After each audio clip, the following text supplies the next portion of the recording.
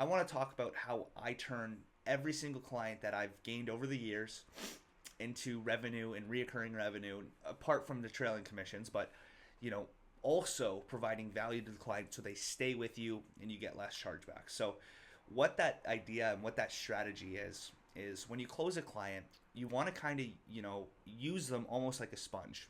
You want to get a testimonial out of them. You want to get a case study out of them if it's a very good case for your product that you're showcasing to other clients and other prospects. And then last but not least, you want to get introductions out of them. Now, I said introductions. I specifically said introductions for a reason. And what I mean by introductions is actually referrals. And referrals are always good. And the reason why I love going off referrals in my business, which is not obviously my main thing, but is a huge part and a huge factor, is a referral is a lot more likely to close if you know how to kind of get them in the meeting with you and what to say in the meeting. So I always say, after I close a deal is, hey, can you introduce me to anyone? Like, instead of saying, hey, do you have any referrals for me? I don't like saying that. I like being introduced to people. So we'll talk about that later on. But number one, guys, you want to maximize each client that you get. It's very rare sometimes for people when they're first starting to get leads in the door. And it's even rarer to close those deals. So when you do close a deal, you want to maximize each and every client. And so how do you maximize each and every client? Number one, you want to have regular meetings with that client. Not only is that you being a very responsible salesperson, being a very responsible insurance agent or advisor, that's going to make them think different of you. Have you ever asked the question to your clients where you're like, hey, like, when was the last time you talked to your insurance guy? More often than not, they're going to say, I don't remember, like 2 years ago, 6 months ago, 10 years ago, whatever the client says, it's usually over 6 months to a year. And beyond that, I've heard 10, 20 years. So usually insurance agents have a bad rep for setting and forgetting policies for people, which is not the way you want to approach business. And you want to be stand out. You want to be different. And how do you be different? Well, this is what you do. You got to connect with them either on a monthly basis or however much they need, especially if you're selling, estate plans like using whole life insurance or infinite banking concept.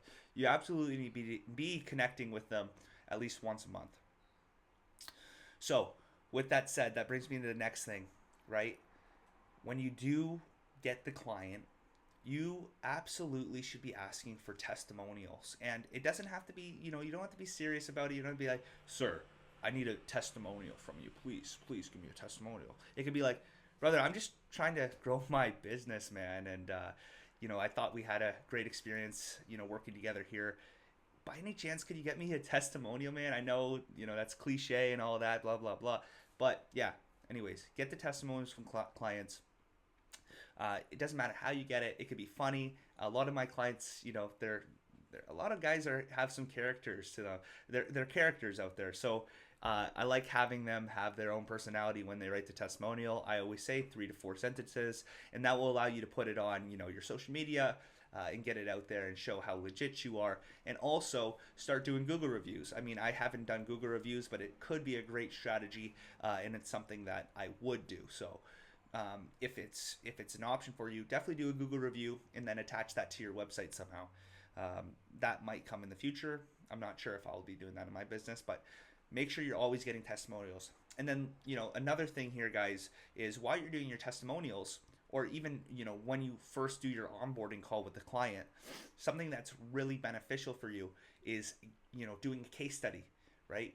And gather that case study and analyze that that case with the client that you've done the case on, and ask them if you can use them as an example.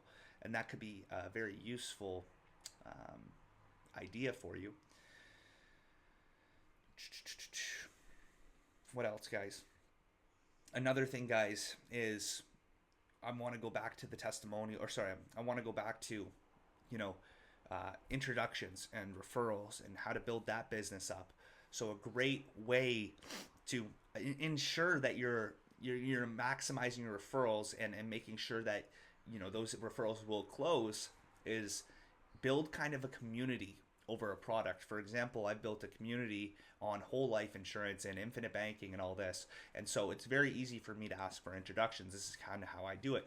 Hey, hey, Frank, just wondering, man, like, would it make sense if, you introduce me to a couple people that we can go for coffee with, and we could start talking about this concept and getting fired up about investing and see how everyone's kind of navigating their investment journey?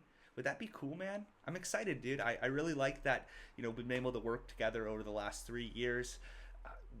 You know, why don't we get a couple guys in the same room and talk some infinite banking, talk some real estate, talk some blah, blah, blah. But that's a really good way to get people in the door and get the conversation going. Let's say if all my social media has died and I'll never get a lead off social media.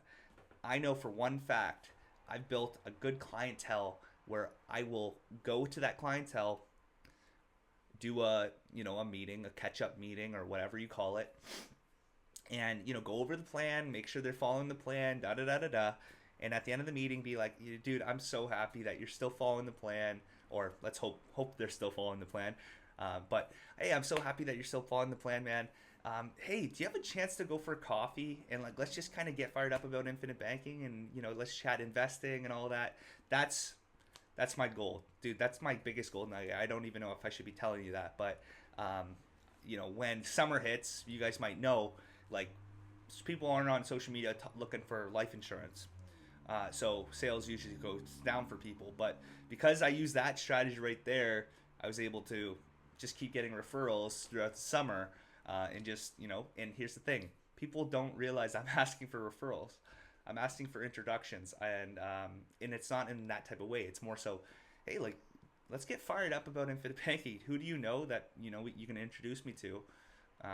And we can kind of go for coffee and talk business.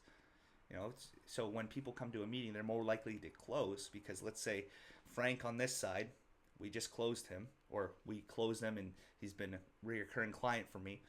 And then we got David on this side, and David and Frank are friends, and I'm the guy who's selling insurance, right?